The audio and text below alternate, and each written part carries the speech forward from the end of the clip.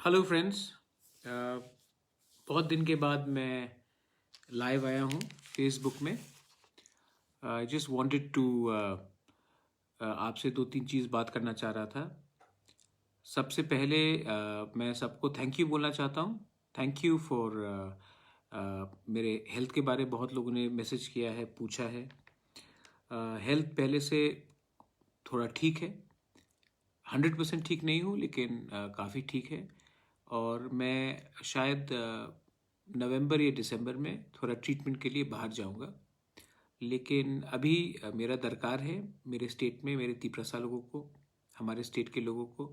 और इस समय मैं अपने हेल्थ को प्रायोरिटी देकर अपने तिप्रसा को भूल नहीं सकता हूँ, छोड़ नहीं सकता हूँ। तो मुझे लगा कि अब अगले एक महीने में एक मेडिकल प्रिस्क्रिप्शन में जाऊंगा। उसके बाद मैं अपना फुल ट्रीटमेंट ठीक तरीके से शायद नवंबर के अंत में जब नगर पंचायत का इलेक्शन हो जाए उसके बाद मैं जाकर ठीक से कराऊंगा। मैं आपसे दो तीन चीज़ में बात करना चाहता। सबसे पहले थैंक यू फॉर, आप लोगों ने इतना क्वेश्चंस मुझे, आपने इतना मुझे विशेस भेजा, गेट वेल सून। मैं जानता हूँ कि मेरा हेल्थ ठीक नहीं है और मैं ये भी जानता हूँ कि आज जो मैं फ़ाइट कर रहा हूँ, मैं जानता हूँ कि ये फ़ाइट मैं पूरा ज़िंदगी नहीं कर सकूँगा। लेकिन जब तक मेरे पास दम है, हिम्मत है, मेरे पास जोश है, मैं अपने ग्रेटर तिप्रलैंड के लिए, अपने तिप्रसा के लिए फ़ाइट करते रहूँगा। ये मेरा एक मोटिवेशन है और मैं ये करते रहूँगा। तभी भी आपने जो प्यार दिया है उससे मुझे मालूम पड़ता है कि इंडिया में महाराजा लोग रहे नहीं। आप, there is no maharajas in India. लेकिन आपके दिल में आज भी हमारे परिवार बुबागरा के लिए, महाराजा के लिए सम्मान है, इज्जत है। और उस इज्जत से मुझे शक्ति भी मिलता है। आपका प्यार, आपका आशीर्वाद मुझे बहुत ताकत भी देता है और शक्ति भी देता है। और जब हम लोग एक दूसरे से लड़ते हैं तो मुझे खराब भी बहुत लगता है, क्योंकि मैं पॉलिटिक्स में दिल से नहीं आया हूँ। मैं आया हूँ क्योंकि मुझे अपने तिप्रसा लोगों के लिए एक कॉन्स्टिट्यूशनल सोल्यूशन चाहिए।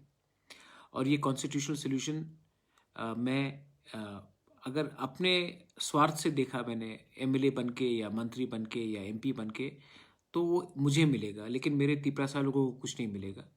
इसी के लिए मैं इस ज़मीन में आया हूँ। और जिस दिन हमारा कॉन्स्टिट्यूशनल फाइट जो है वो हमें मिल जाता है, उसके बाद मुझे कोई राजनीति नहीं करना है। मैं कॉलेज खोलना चाहता हूँ, हॉस्पिटल खोलना चाहता हूँ, लोगों को हेल्प करना चाहता हूँ। पॉलिटिक्स पॉलिटिशियंस को करने दीजिए। मैं अपने लोगों के लिए एक होकर, थानसा होकर ग्रेटर तिप्रलैंड के लिए फाइट करना चाहता हूँ। एक दो तीन चीज़ और था जो मैं आपको अपडेट देना चाह रहा था। सबसे पहले दिल्ली अभियान हमारा पूरा रेडी है। गवर्नमेंट ऑफ इंडिया हमें नहीं दे रहा है परमिशन 200 से ज़्यादा लोगों को इकट्ठा करने जंतर मंतर में। इसी के लिए हमने ये दिल्ली अभियान को फर्स्ट वीक ऑफ नवंबर के बाद हमने रेडी रखा है। ट्रेन भी पूरा बुक हो गया है।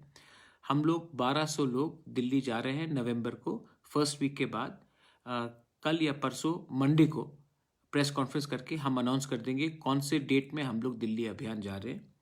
दिल्ली अभियान में हमारा मकसद क्या है? हमारा मकसद है कि पूरा इंडिया को मालूम होना चाहिए कि इंडिया में भी एक छोटा सा राज्य है जिसका नाम त्रिपुरा है। और त्रिपुरा में हमारा बहुत प्रॉब्लम है और उस प्रॉब्लम को सॉल्व सिर्फ गवर्नमेंट ऑफ इंडिया कर सकता है। हम भी हिंदुस्तान के नागरिक हैं। आप हमें आश्वासन, हमको गारंटी दीजिए कि आप हमारे लिए क्या कर सकते हैं। हमारा डिमांड ग्रेटर तिप्रलैंड का है अंडर आर्टिकल 2 और 3। और हम इस डिमांड में गवर्नमेंट ऑफ इंडिया से बात करना चाहते हैं। हमें बात नहीं करना है कि किसको कितना मंत्री का पोस्ट चाहिए, किसको एमएलए चाहिए, किसको क्या सीट अलायंस चाहिए। हमें अपने लोगों के बारे बात करना है। हमको अपने बारे, अपने व्यक्तिगत के बारे, हमको क्या मिल रहा है वो उसके बारे नहीं करना है। हमें गवर्नमेंट ऑफ इंडिया से एक कॉन्स्टिट्यूशनल सोल्यूशन चाहिए। ये हमारा दिल्ली अभियान है और इसमें हमने पूरा ट्रेन बुक किया है। 1200 लोग नवंबर के फर्स्ट वीक के बाद हम लोग सब जा रहे हैं। मैं भी जाऊंगा और मैं भी जंतर मंतर में आपके साथ बैठकर मैं भी आंदोलन करूंगा। शायद पहला बार है कि रॉयल फैमिली का कोई भी मेंबर जंतर मंतर में खुद बैठकर ग्रेटर त्रिपुरा लैंड के बारे डिमांड कर रहा है। बहुत लोग बोलेंगे कि ये राजा महाराजाओं का काम नहीं है, लेकिन मैं सबको एक बात बोलना चाहता हूँ। सबसे पहले मैं तिपरासा हूँ, उसके बाद मैं बुबागरा हूँ। तो ये मैं कभी नहीं भूलूंगा और ये दूसरे लोगों को भी नहीं भूलना चाहिए। दूसरा बात है कि मैंने देखा है कि आजकल बहुत प्रॉब्लम चल रहा है बांग्लादेश में। पूजा के टाइम हमारे माइनॉरिटीज़ जो वहाँ में हैं उनके ऊपर अटैक हुआ है। बहुत दुख लगता है, बहुत ख़राब लगता है, क्योंकि कहीं में भी आप माइनॉरिटी को टारगेट करने से मतलब कि किसी को क्या मिलता है, वायलेंस से किसी को क्या मिलता है।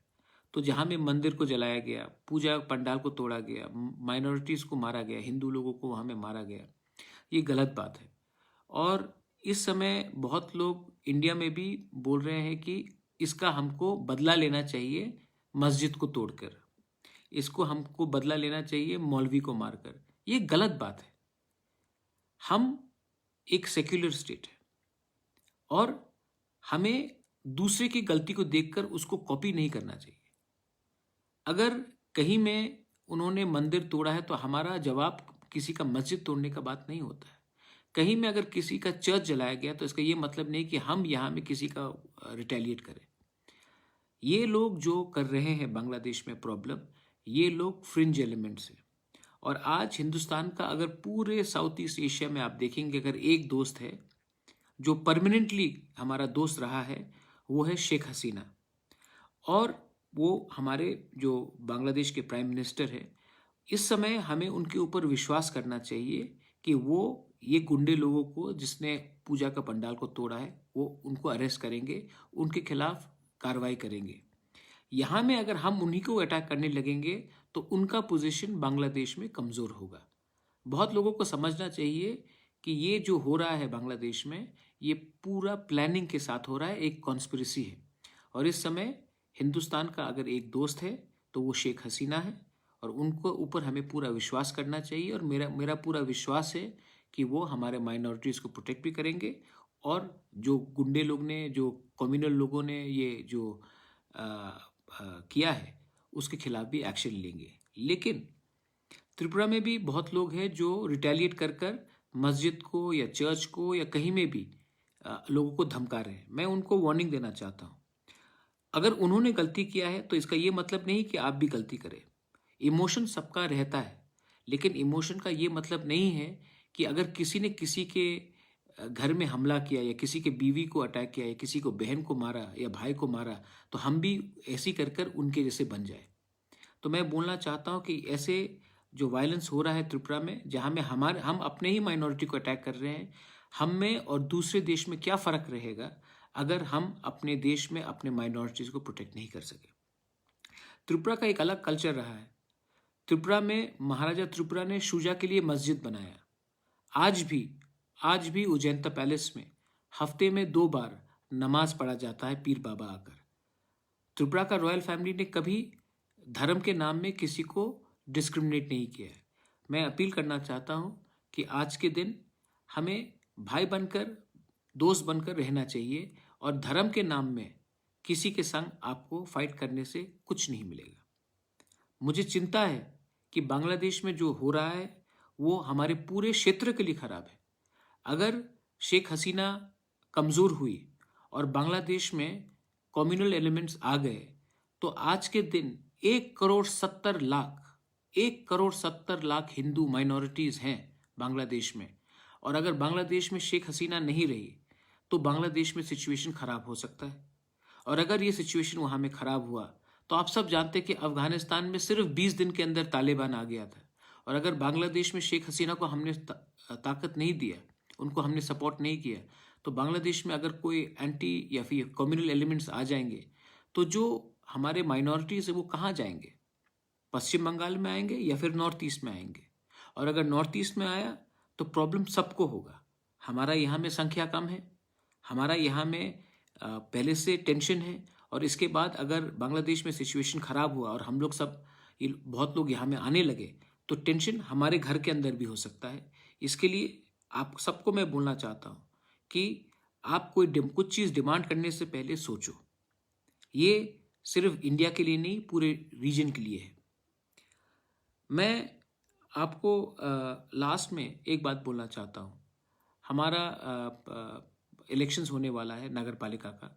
तिपरा मोथा ने अपना कमेटी का मीटिंग रखा है और अगले आने 1-2 दिन में हम लोग उसमें भी विचार करेंगे।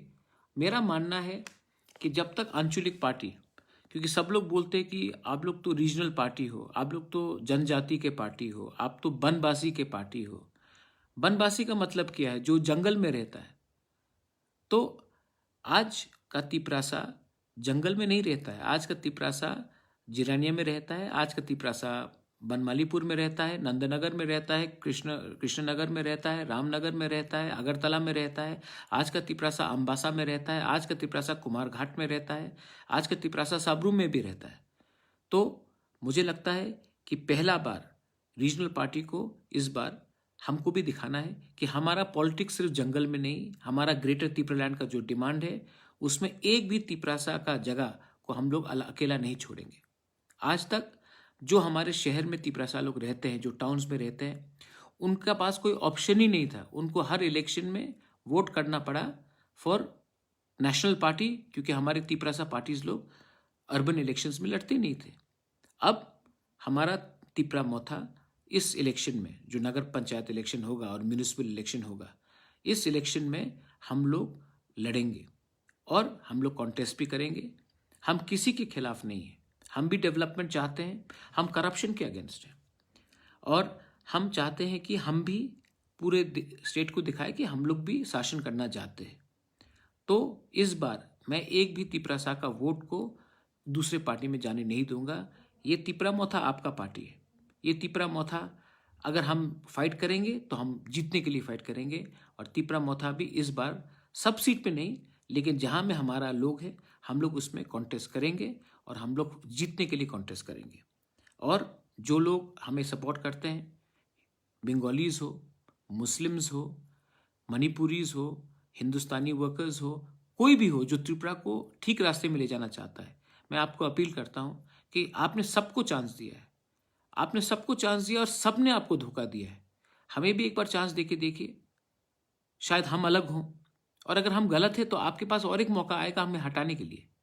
लेकिन अगर आपने उन्हीं लोगों को चुना जिसने पार्टी के नाम में दंगा किया है, जिसने पार्टी के नाम में लूटा है, तो आप अपना भविष्य कभी बदल नहीं सकते हो। ये मेरा मैसेज है।